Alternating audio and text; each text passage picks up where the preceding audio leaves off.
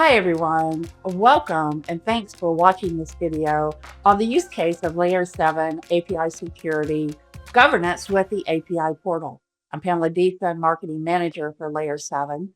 And here today with us and doing the presentation, and thank you for doing this, is Greg Thompson. So I'm going to turn it over to Greg. Thanks, Pam. I'm the product manager for our API security solution for Layer 7. As you mentioned, we're going to talk about the API security and governance, some powerful capabilities that we've added to the API portal recently. Let's get started. Why is API security governance important? The goal is to enable a self-service experience for developers. Developers creating APIs want to be able to safely publish their APIs and make them available for other organizations and partners to consume. Historically, central teams may have been put in place to control this publishing of APIs to ensure that policies were met before those APIs were published. With governance, it's now easy to put these rules in place up front and ensure that developers are following these rules when they go and publish their APIs. It's also important to have visibility into the API compliance. An API that's initially published may become non-compliant if rules change over time, and so therefore it is important to see which APIs are and are not in compliance with the current set of rules.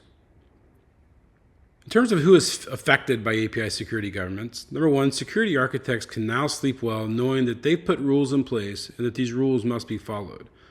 Portal administrators also know that they're managing a suite of APIs that are secure and quickly have visibility into any that may become non-compliant. API publishers now know that they have a clear set of rules that they must follow, and they also have the freedom to now publish their APIs without waiting on other teams for special approvals or other processes that must be followed. Historical challenges with governance really revolved around coordination between teams and having a clear set of rules that must be followed around API security. These rules are often manually defined and manually enforced, making it very difficult for teams and organizations to perhaps know the latest rules and know that they're following those rules, and as well as for any oversight to happen for those. With Layer 7 API security governance, we're now providing a collaborative environment. This environment allows rules to be set up right in the system. Developers must follow these rules as they go to publish their APIs, and they ensure that these rules are being enforced at runtime by the Layer 7 API gateway. The system provides clear insights into who is compliant and who is not, and the fact that everything is driven by the API portal via an actual API, automation is easily achieved. The components that make up the Layer 7 API security governance involve creating first policy templates. Right? These templates are reusable artifacts that enforce discrete capabilities, and they're defined in the gateway's policy manager. These are then exported into encapsulated assertions, which become bundles that can be uploaded and managed from the API portal. Within the API portal, you can then take these templates and group them into categories. For example, you may have a category for authentication. Perhaps you give your developers two choices. One may be OAuth-based authentication. The other one may be mutual TLS-based authentication. When an API publisher goes to create their API within the portal, they'll clearly see that they have to use the authentication category and they have to choose between one of the two approved methods. Let's take a look at this in action. We're first going to log in to our API portal. The goal here is to show a new category that we're going to create that's going to require all APIs to add a new header. To do this, we're going to go to Manage and Policy Template Categories. This will be where we manage all the categories that we include in the portal. Now we see the list of current policy template categories, and to add a new category, we're simply going to click on Add Category at the top right.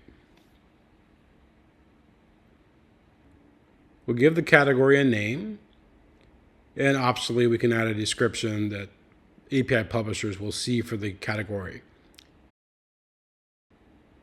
At this point, you'll see additional tabs that appear within the category. We'll first go to the Templates tab, and this is where we can add new templates to this category, which is currently empty. If we click Add Templates, we'll now see a list of available templates within the system. At this point, we'll go ahead and add the duck.org require header template. Now the template is added. If we go to the Management tab, this is where we'll define all the rules of how this category may be used. First off, we decide which API types this category will apply to. It can be all, SOAP, or REST. Next, we'll click on which type of API access. Again, this can be private, public, or all APIs. Optionally, we can decide to restrict this category by organization. If we enable this, then we'll be able to navigate to the Organizations tab and assign specific organizations.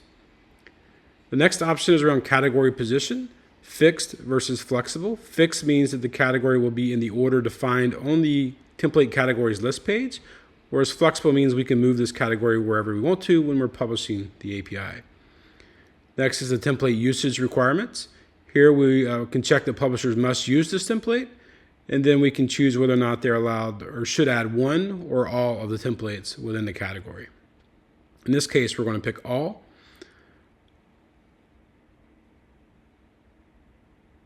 Now that we've done this, we can navigate to the APIs tab to see how APIs that are affected by this category are in compliance. In this case, we have one API, and that API is currently not compliant because we just added this rule.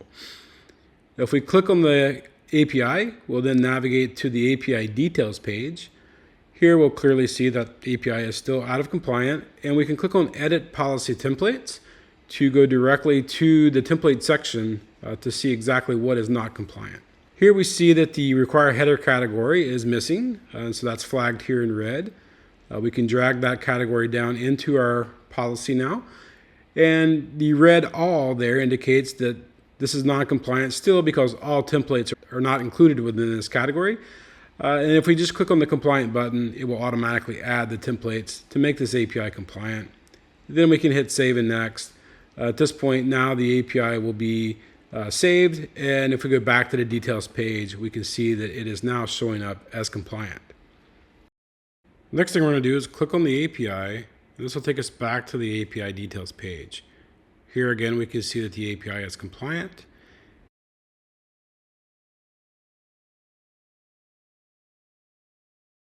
And now we'll look at the Deployments tab. Because this API is defined as on-demand deployment, we will need to manually redeploy it. And at this point, the API policy will be updated on the API gateways. And now we have a fully compliant and deployed API. Thank you for watching this video. That was a lot of great information, Greg. Thank you for presenting. And I'm sure all of our viewers appreciate you taking the time to do this. And thanks everyone for watching.